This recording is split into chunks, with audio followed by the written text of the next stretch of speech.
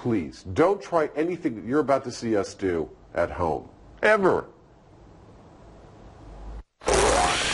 On this episode of Mythbusters, Adam and Jamie put Tinseltown pyrotechnics to the test with two flammable fables. Time to burn for science. Will a burning trail of gas actually reach your car and blow up your gas tank? Stay away from it. Then, can you catch and stamp out a lit fuse of gunpowder? And will the powder keg really go boom? Come on, little buddy, don't burn out. Go, go, go, go. And Carrie, Grant, and Tori dip into two more defibrillator myths. Will a jump start for your heart burn your bra? Clear. Or even cause your piercing to spark? Ow. Who are the Mythbusters? I'm so pumped! Adam Savage. Time for science. And Jamie Heidemann. Was that beautiful or what? Between them, more than 30 years of special effects experience. It bleeds. Let's go. Joining them, Grant Imahara. Don't give up on me now. Tori Belleci. Say hello to my little friend. And Carrie Byron. High explosives and electricity. Woo! They don't just tell the myths, they put them to the test.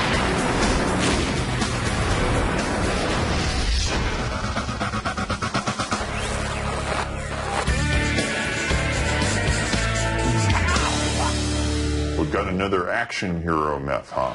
We do, and it's really only illustratable by telling a story. So, you are in a showdown with the bad guy, and you've got the beat on him, but just as you're about to shoot him, he jumps into his car and drives away, but you're able to get off one shot into his gas tank, which starts leaking fuel. Oh, I love this one, because I happen to have a lighter in my pocket. I light it, I drop it into the trail of fuel, and it races, catches up with the car blows up, bad guy's dead, right? Exactly that, and we're going to do it. It's a cinematic cliche. Our hero has to stop the escaping bad guy. Okay, so action heroes don't usually come with a beret and mustache. There's the single shot into the gas tank, the leaking trail of gasoline, the nonchalant flick of a light, and finally, the fleeing fugitive feels the full force of Hollywood-style justice. But is this another example of the language of film rewriting the laws of physics? So how are we going to do this one? You're going to shoot my car while I drive away at high speeds? We'll save that for the finale. I think we need to start small and simple, just test what the different fuel types do, you know, how quickly they burn, break it down. That sounds great. Cool. As always, Jamie wants to take the pragmatic approach. But this look into the future confirms that the small and simple plan will quite literally go up in flames. Faster, faster, faster. Everybody out. And when the story ends with full-scale mayhem, inevitably it began with bench tests in the bunker. The basic metric for all of this is figuring out how fast fuel burns from A to B. So we're basically, under slightly safer conditions, going to spray some fuel on the ground, light it, time how fast it takes to get from A to B. 3 fuels will make up the samples for this first test, and gasoline, diesel, and jet fuel are the most likely culprits to be found causing a conflagration in an action movie. Gasoline is first up, and Adam squirts a 7-foot trail onto a smooth metal plate. There we go. 1.7 seconds to go 7 feet. That's fast. And despite several tests adding more and more gasoline, that time of 1.5 seconds seems to be constant. 1.5 seconds. Yeah, 1.5 seconds. It's the same whether we use a tiny amount of fuel or a whole lot.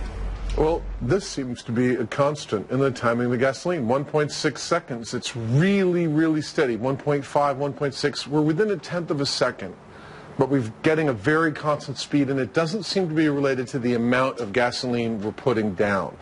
So I think we can extrapolate this out to miles per hour and start working with it as a bona fide figure. All right, so it went 7 feet and 6. It's 4.6 feet per second. It's 3.3 3.17 miles per hour. That's actually like a reasonable walk speed. But what about the other fuels? Diesel's next. It's not lighting. No. But despite liberally applying the blowtorch, it doesn't want to go up in flames. That's hard stuff to light. It only lights when it gets mystified. Next up is jet fuel. Jet fuel in 3, 2, 1. And just like the diesel, jet fuel does anything but rocket along the track. He's still burning. He's still burning. Very similar to diesel fuel. But the police are coming, so let's wrap up and get out of here. Okay. The reason that diesel fuel and jet fuel don't burn on the ground is that they're not aerosolized. They need to be mixed in with the air in a vapor or a mist for them to burn effectively. Which leaves just one conclusion. I think it's pretty obvious that of all the things we tested, gasoline's by far the most volatile. If you're a bad guy, you want to light someone's gas trail on fire and blow up their car, you better hope they're driving a gasoline-powered vehicle, not diesel or jet fuel. So gasoline's perfect trailblazing properties means it's the fuel of choice going forward. But where to next? Well, the mythical action scene in question involves a leaking gas tank as a result of a gunshot. So to find out how fast fuel falls from a bullet hole, Frank Tabor has answered the call with a veritable ballistic buffet. Can I fire this one? Can I? Do you mind? Is it all right? Sure, go ahead. Awesome. With the gas tank in position at the end of their makeshift gun range, Adam and Jamie are aiming to find out the size of a .22 caliber bullet hole.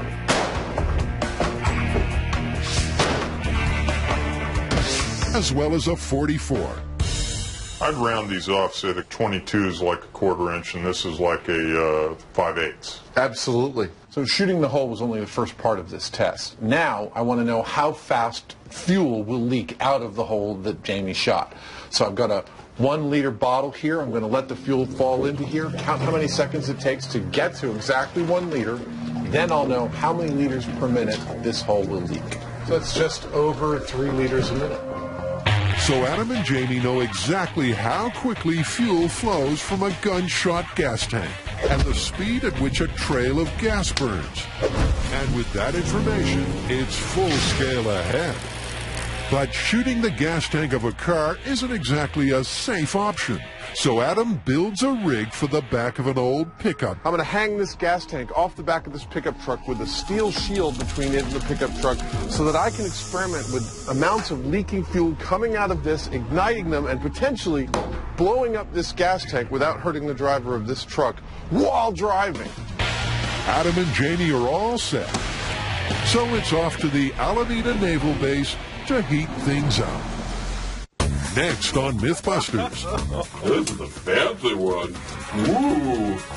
Carrie, Grant, and Tori find out if a shock from a defibrillator will burn your bra. Clear.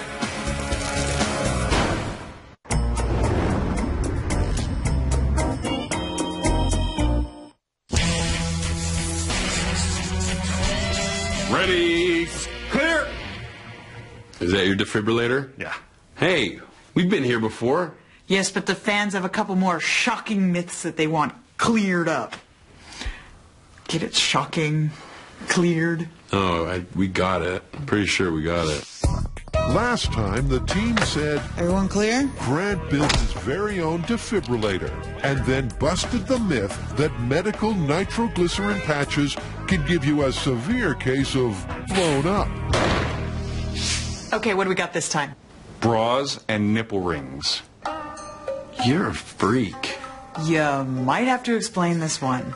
Our unfortunate patient in need of a jump start is either wearing a metal underwire bra or has nipple piercings. Oh, and the defibrillator arcs to the metal and they get burnt. Ouch. God, bad enough they're having a heart attack. Now they're going to get burnt too. Well, we're going to find out. So the fans want to get a pair of parables off their chests. And the first tale the team is tackling is, will an emergency medical procedure cause a bra burning? Or is the brassiere a benign bystander? Using the same ballistic gel torso and homemade defibrillator as last time, our intrepid trio intend to find out. So they have the equipment and patient. Now, all they need is a 40 AA bra.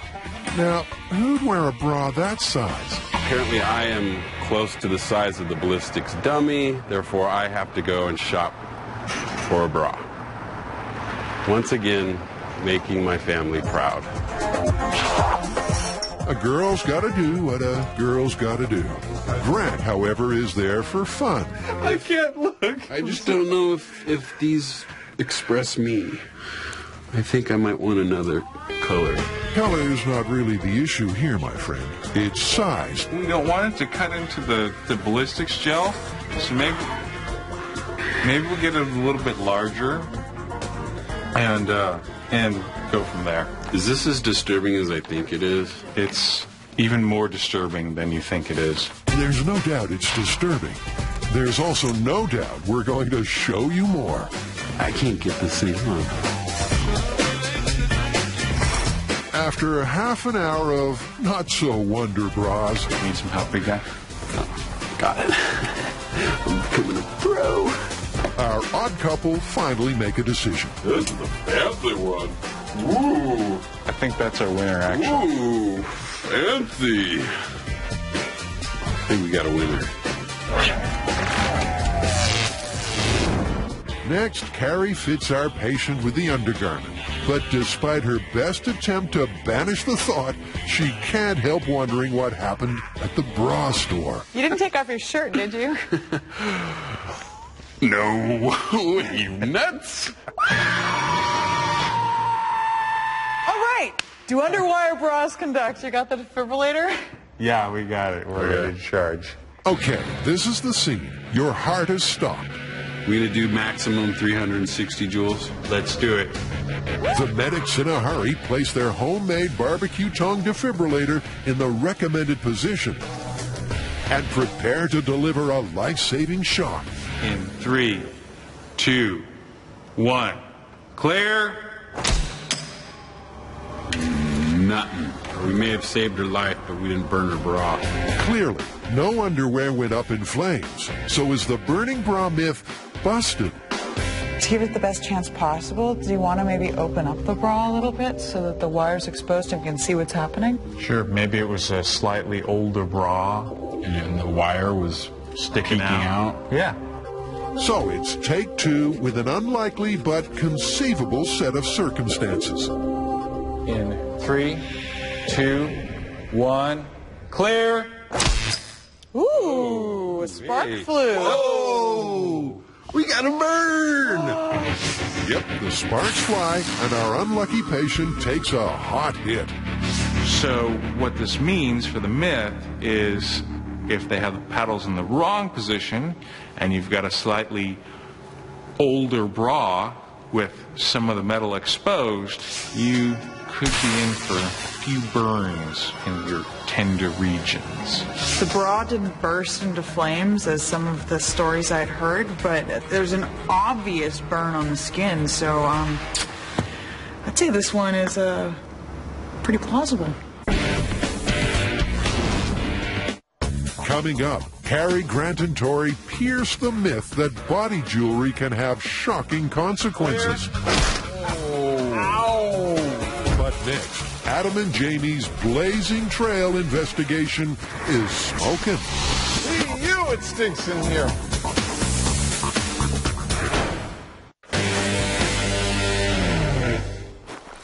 Since around the time Jamie started going to the movies in the early 1900s, a blazing trail of flammable fuel has been a Hollywood staple.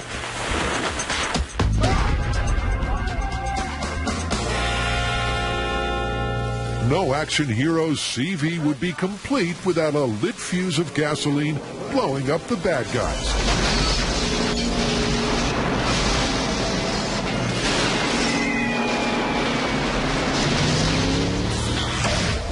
On the trail of this flammable fable, Jamie and his partner in flame, Adam, have found that gasoline burns in a contiguous line.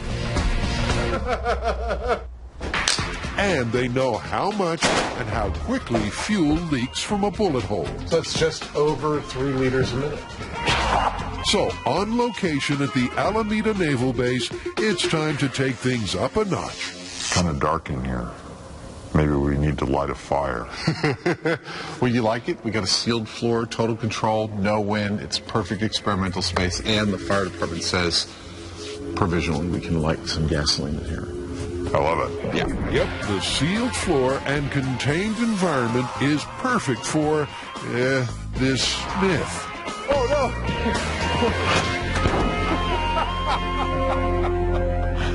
Okay, let's get started with work. At this point, we've learned what gasoline does when you lay it out in a stream and light it.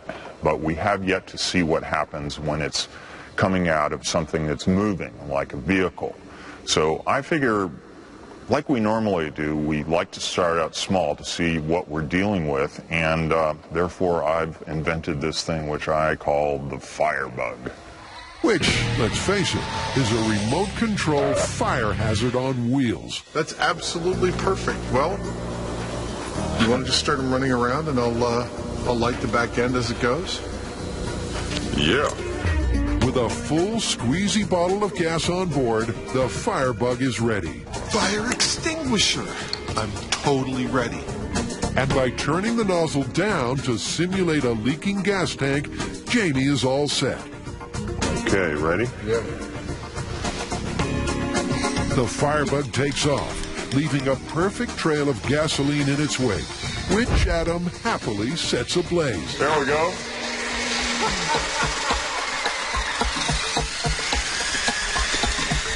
This little thing is about the coolest RC toy that I've ever seen, but it's extremely dangerous. You can't do this at home. You may have an RC car, you may have some gasoline, but you could die, you could burn your house down. This is the coolest remote control car I've ever seen.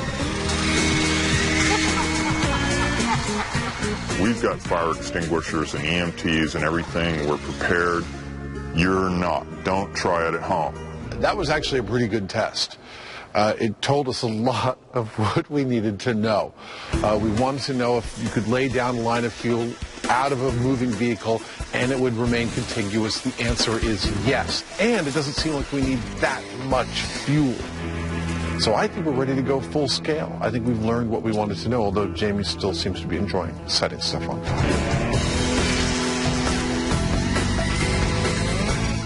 Full scale it is, and for that they need Firebug's big brother. Say hello to the fire beast.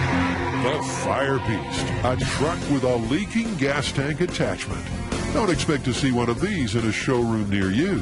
This is the patented Mythbusters 10-minute solution for controlling the fuel from the driver's seat. Rather than a complex solenoid-driven valve or something like that, it's a rope. Pull on the rope.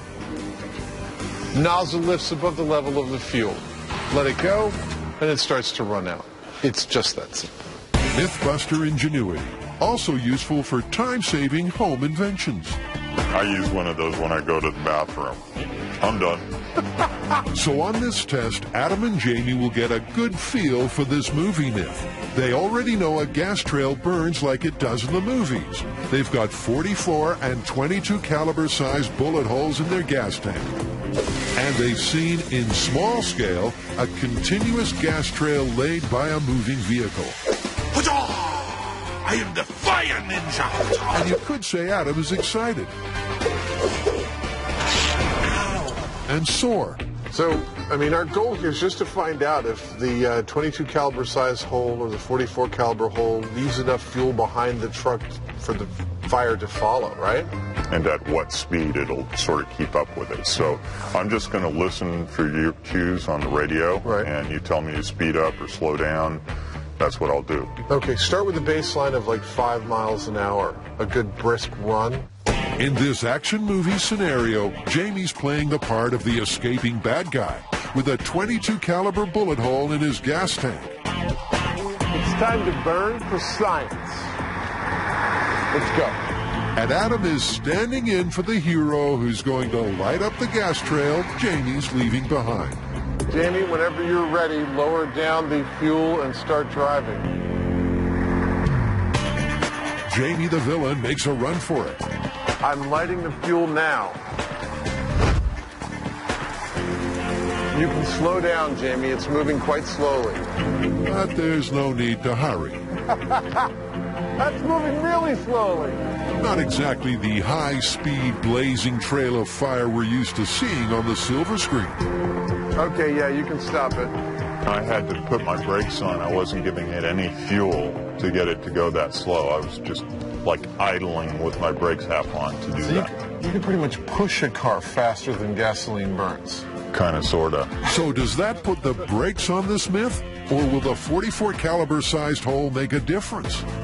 My prediction is from what I saw in the bunker test, volume didn't affect speed that much. Now, this is a much bigger test than we were able to do in the bunker, so this will be pretty definitive, but I don't think it's going to prove anything different than we've already seen. Jamie moves off, gently idling along at less than 5 miles an hour, easily staying ahead of the lit trail. It's looking good, Jamie. It's keeping pace with you about 10 feet back. Until Adam has a lapse in concentration on radio duties and fails to warn Jamie the flames are gaining on him. Faster, faster, faster. Lift it up.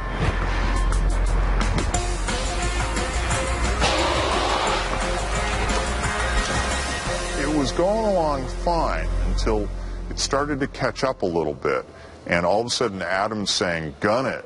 And I took off, but it was too late. It actually stayed with me, and it caught up with the tank, and it could have set it off. Traveling at the lower limit of the speedometer, Jamie is unsure of his speed. But it seems as though the fresher the trail, the faster it burns. However, another run to test that hypothesis is brought to an abrupt end when Jamie gets hemmed in. Guys, I'm going to stop. We're going to start to have crossover. As another band of busters once said, it's a bad idea to cross the streams.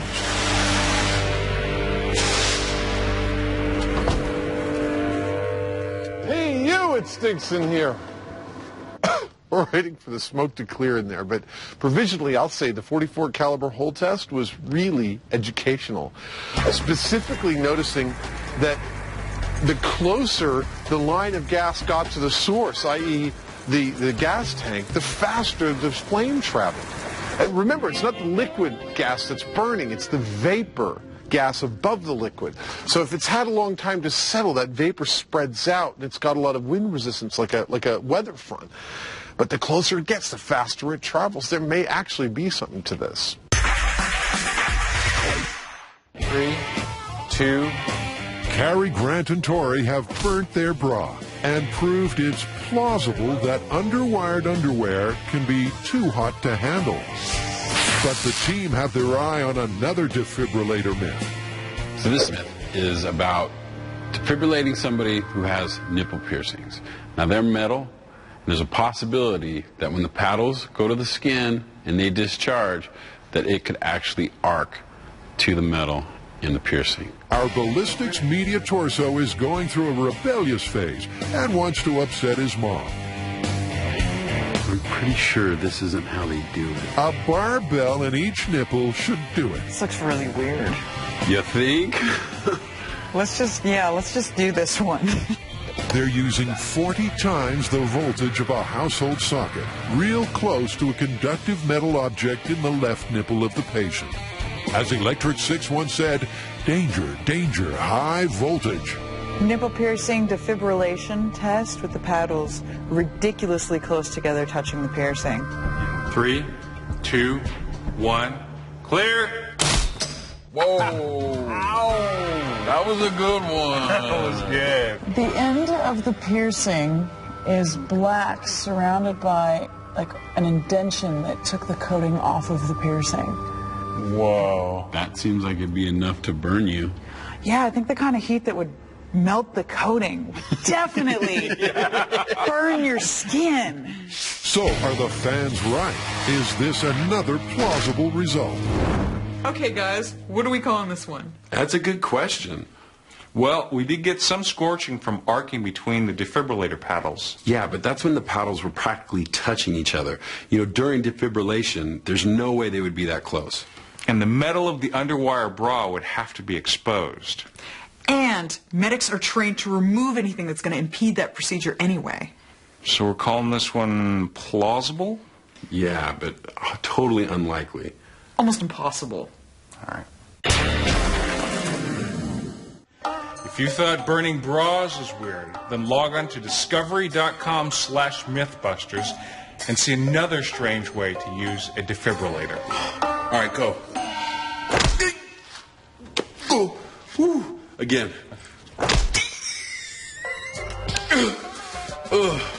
One more time. All right, that's enough. Coming up on Mythbusters, what happens when gasoline burns all the way to your gas tank?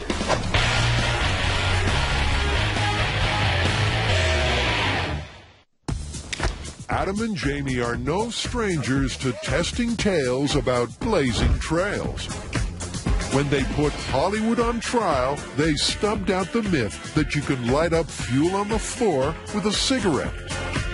I'm rolling it in the gasoline. Nothing's happening. But this time they're testing whether the trail, lit by G.I. Jamie, will blow up an escaping car's gas tank.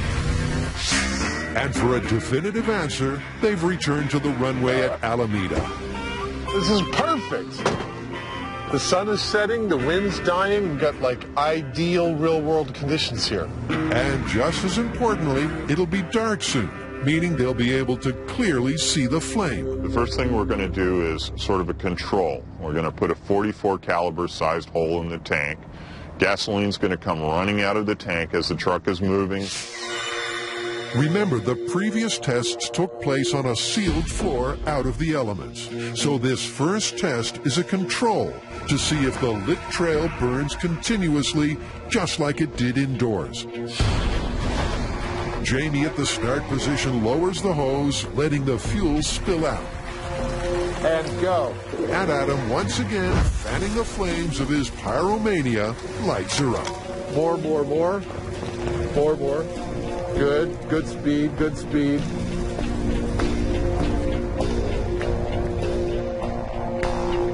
And that's pretty much all she wrote.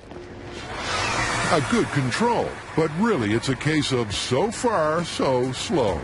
In the testing so far, I've been driving so slowly that it's not even registering on the speedometer. This next test, I'm going to get up to 20 miles an hour before I hit the starting line. Right at the starting line, I'll be dropping the hose, starting to leak fuel out. And my guess is that it's going to be such a thin stream that actually contacts the pavement that it's not going to light more than a few inches. It's still moving towards him. Oh, but it's petering out. Which means the fleeing fugitive is free and clear. And 20 miles an hour isn't that fast. No, not like an action movie car chase. Would be a lot faster, so it would only get worse for this myth at any speed above 20. Not looking too good. No, it's not. Yep. If our villain takes off at any kind of reasonable speed, the trail simply burns out.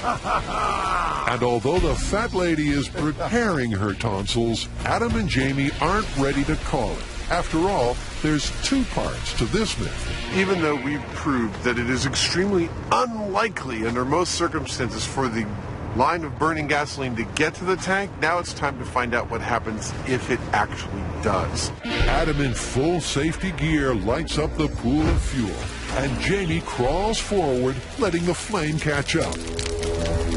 Okay, it's reached the tank. It's reached the tank. It's burning up this line, but it's not exploding yet. Don't let your guard down yet. Don't worry. That was not what I expected out of that test. You know, in every movie, every bullet or cigarette equals an exploding gas tank. They seem to be on hair triggers. And in this case, we had gas pouring out of a tank on fire for about a good 6 or 7 minutes. the wind started to whip up the gasoline and the flames. The flames got under the tank, which heated it up. And once they heated it up, the air inside started expanding, and I started watching the gas spewing out of the hole. At that point, the flames got so vigorous they engulfed one of our cameras, and I decided to pull the plug and extinguish everything. Whoa! Camera, let's put it out. So what do we do now? Well, I think we're back to our old friend and nemesis, air-fuel mixture. In an attempt to get that Hollywood-style big boom, Adam and Jamie open up several ports on the tank. But why are they even necessary? Gasoline or gasoline vapor by itself is not exploding. It needs a source of ignition, and it needs air. In fact, it needs a very specific amount of air for it to blow up. That range is above 1.4% vapor to air or below 7.6% vapor to air. If it's outside that range, it's not exploding. If it's within that range and it has a source of ignition, it can blow up. Now, we're going to use this meter here to determine what we've got in the tank and whether we can get it to the butter zone or not. So the mix of air and fuel vapor in the gas tank has to be just right. In a vapor-rich environment, there has to be the right amount of air to be in what's known as the flammability band. And in a contained environment with an ignition source, you're in prime territory for an explosion. And to detect that crucial air-to-fuel ratio, the guys are using a portable gas monitor. It's going back and forth between 4 and 4.5. That's fantastic. And so we're right in the butter zone. Yeah. Awesome, let's go. Let's do it. With the added through flow, the air-fuel mixture is perfect. And we're about to find out... Go ahead! If those spectacular cinematic explosions are based on real-world physics... Careful, you guys. Not too close. Or simply movie magic. Good, stop! It's burning in the tank. But it's stubbornly refusing to detonate. The facts here are pretty simple. We were at 5%. That is exactly the butter zone we were looking for. We got perfect ignition. The test went really well, and we did not get an explosion. This is actually really frustrating to look at because if the tank is enclosed, it very quickly goes above the explosive limit. If it's open like we had it, then it's just burning. It's just flame. It's not explosion. No explosion! That's a result. How do you want to wrap up Vapor Trail? Well, the flame did follow right along that trail of gasoline as it was laid down. In fact, it went all the way up to the tank. Yeah, but it went so slowly, man. It would never catch up to any car. You could push a car faster than that gasoline trail burned. And once it got to the tank, it don't blow up. I guess we gotta call it busted then. Busted it is.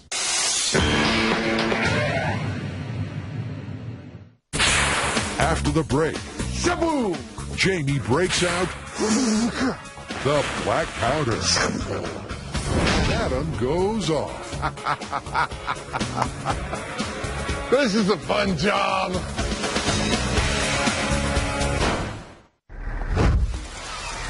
Jamie and Adam have busted the movie myth that a blazing trail of gasoline will catch a car and explode the gas tank. But this fiery fable is still alive. I know it's a bit of a segue, but I don't feel like we're all the way done with Hollywood pyrotechnics just yet. Why is that?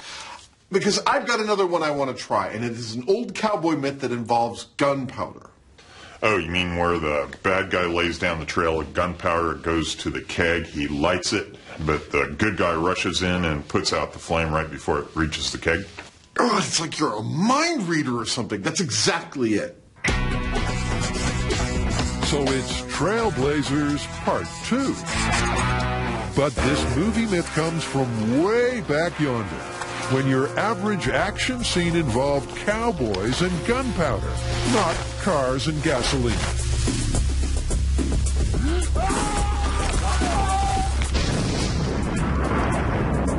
A lit trail of gunpowder is heading for a powder keg, and if it can't be stopped, disaster.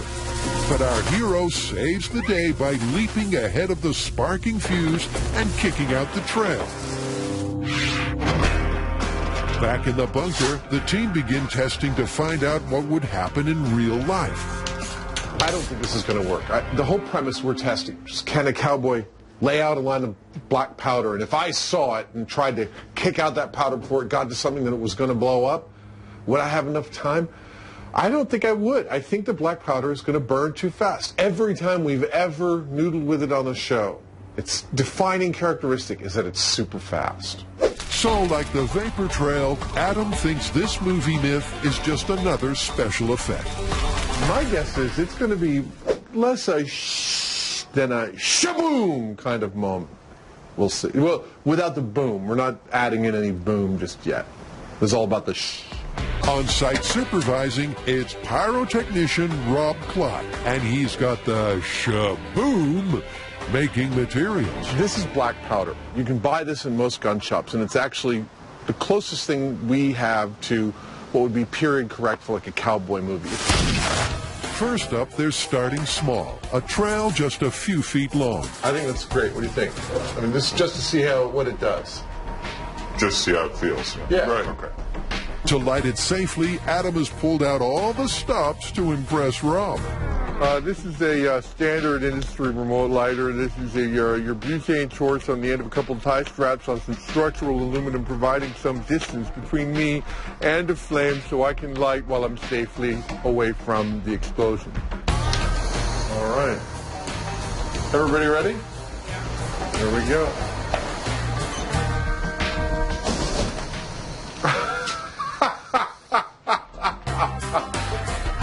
It's a little too fast. Yep, and the myth that you could run ahead of the burning fuse looks like it's gone up in smoke already. Gunpowder by design burns very quickly. When you have it inside a gun, it burns explosively quickly. When we lay it out in a line, it just kind of burns fast. Well, it behaved exactly the way I thought it would behave. In fact, you'll see that the rating for this is which is pretty much the sound it made when we lit it. And that's what it's based on. What do you think we do now? Well, I think we need to come up with a more controlled way of laying down the powder, something that's very consistent and maybe a little less of it. Jamie, basing his design on an old-fashioned powder horn, soon has a solution. And they're ready to see how quickly a 3-foot line of powder burns. Oh, look at that. That was really nice. That was much slower. And it was like,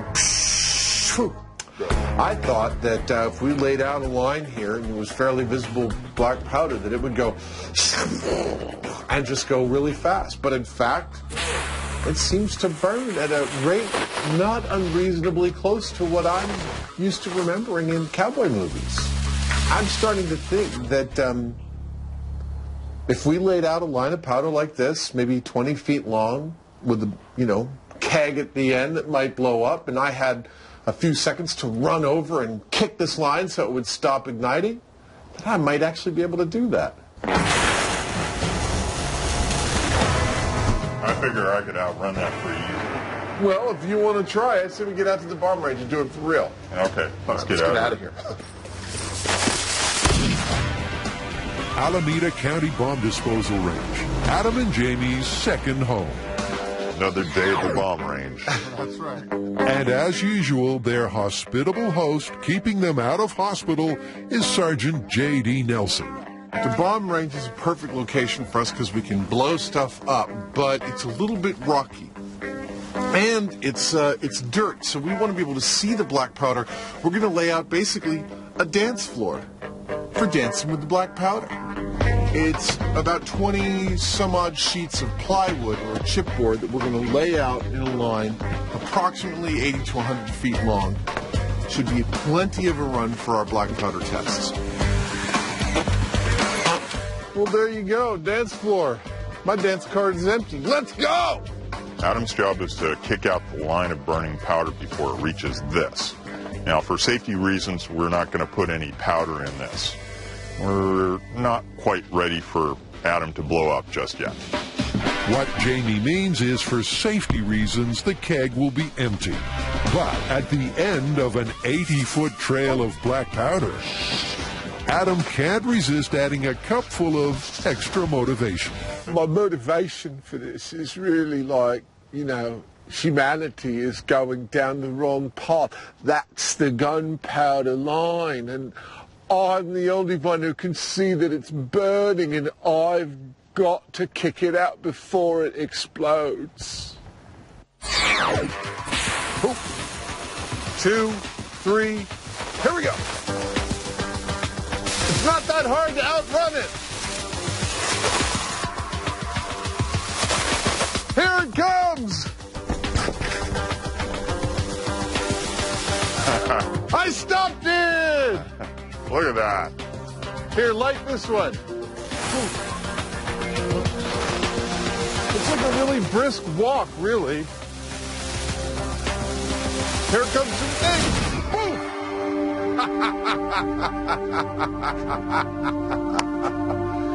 This is a fun job.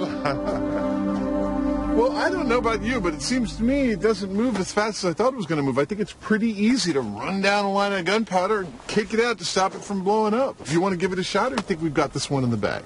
I'll give it a shot. Ready to race some powder. Adam, would you mind laying the powder? I'm just going to sort of relax, and you can light it. I got a good view. Jamie's idea of racing is pretty laid back. Powder kick test number 2. Grandpa Heineman presiding. Go! Jamie, cool as a cucumber, gives the fuse a good head start. Of course, he's thinking his only obstacle will be covering the ground in time.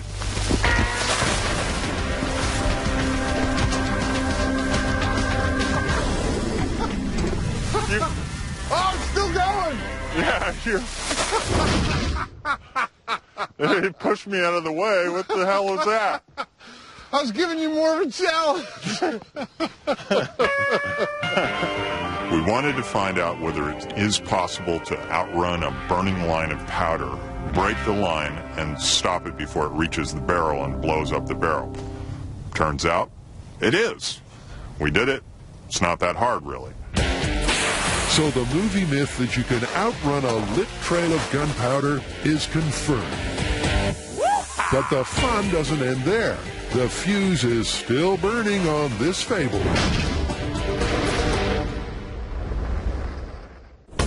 Next, Yeah! Adam and Jamie get their satisfaction. That was awesome! That was the best explosion we've ever done!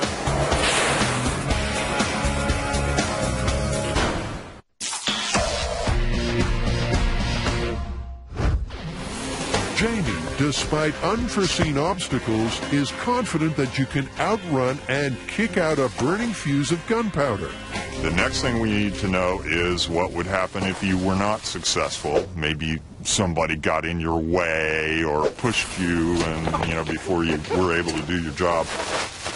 Does the barrel blow up? Will it run up the stream of powder coming out of the barrel? Are we going to see a big explosion? It's a cartoon caper classic. The lit fuse of gunpowder leads right to the powder keg and kaboom! But would the barrel really blow, or would the fuse just fizzle out when it reaches the end of the line? Go ahead and plug it in. And to find out, they'll need to light the powder remotely. And our bright sparks have just the thing. See, it's a 20,000 volt neon transformer. I know that the electrical resistance of air is roughly 10,000 volts per centimeter, which means I only need to get the two ends of this transformer within 2 centimeters of each other for that arc to travel across them. And it is the most ideal thing to light the gunpowder. Perfect. Next, with Adam and Jamie displaying all the characteristics of kids who know the ice cream man is coming, Yet another thing to not try at home. fill the keg with powder and lay down the road to explode. So as soon as the line gets here, shaboom! At least in theory. It's a theory they can't wait to put into practice. Plus, there's a breeze and a danger the black powder will soon be blowing in the wind. All right, let's do this thing. So it's double time down to the bunker. So I'm going to count it down. Tell me when you're set. I am totally set now. Okay, going in 3, 2, 1. There it goes. Look at it go. The trail is ablaze, and just like in the movies, it races towards its destination. Come on, little buddy, don't burn out. Go, go, go, go. A barrel full of Big Boom. Go, go.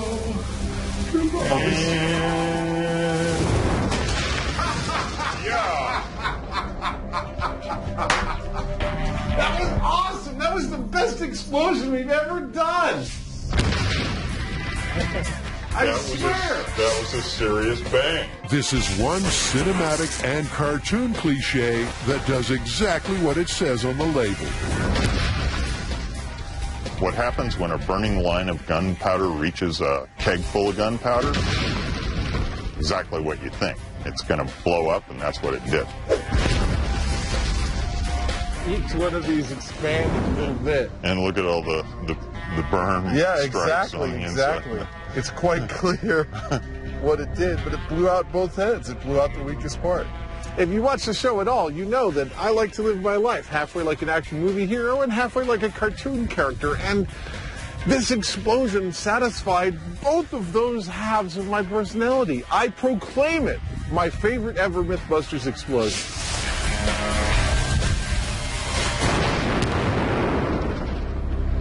How are we going to call this one? All right, let's go down the list one by one. The myth that you can light a line of black powder and yet still someone can outrun that line as it's on fire and kick it and break its stream before it gets to an explosive thing.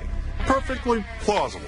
And the myth that that line of black powder, if it got all the way to a powder keg full of powder, would it explode that keg?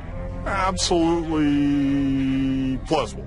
I totally agree. I think it's plausible. I think we've done some very good work here today. Let's get out of here. All right.